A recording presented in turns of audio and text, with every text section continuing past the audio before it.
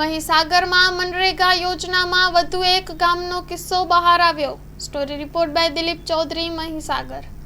મહીસાગર જિલ્લા કલેક્ટરશ્રીને અમે આમ આદમી પાર્ટી તરફથી ભ્રષ્ટાચાર વિરુદ્ધ રજૂઆત કરવા માટે આવ્યા હતા।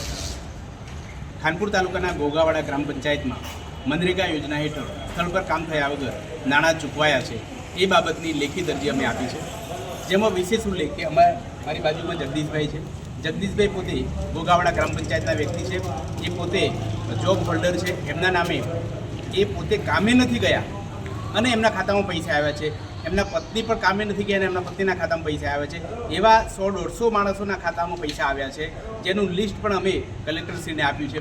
એટલે મનરેગા યોજના એ આદિવાસી અને ગરીબ વ્યક્તિઓને મજૂરી રોજગાર માટેનું જે નાણાં સરકાર આપી રહી છે એ ખરેખર એ ગરીબ વ્યક્તિને મળતા નથી, પણ ઉચ્ચાપત થાય છે। એ એક પ્રૂફ છે।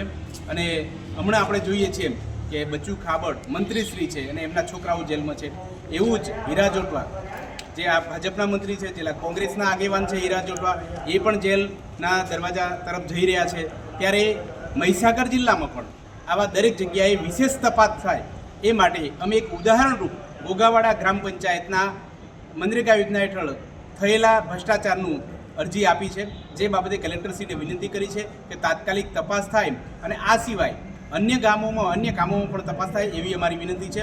એટલે આમ આદમી પાર્ટી ભ્રષ્ટાચાર વિરુદ્ધ લડી રહી છે, ત્યારે ગરીબ, વંચિત, શોષિત વ્યક્તિને ન્યાય મળે એ માટે આ જે નાણાં વપરાય છે એ નાણાંની ઉચાપત ન થાય એ વિનંતી કરીએ છીએ સરકારશ્રીને, અને સરકાર ગંભીરતા દાખવે એ જ વિનંતી। હું બાહુભાઈ ડામોર, આમ આદમી પાર્ટી જિલ્લા પ્રમુખ, મહીસાગર।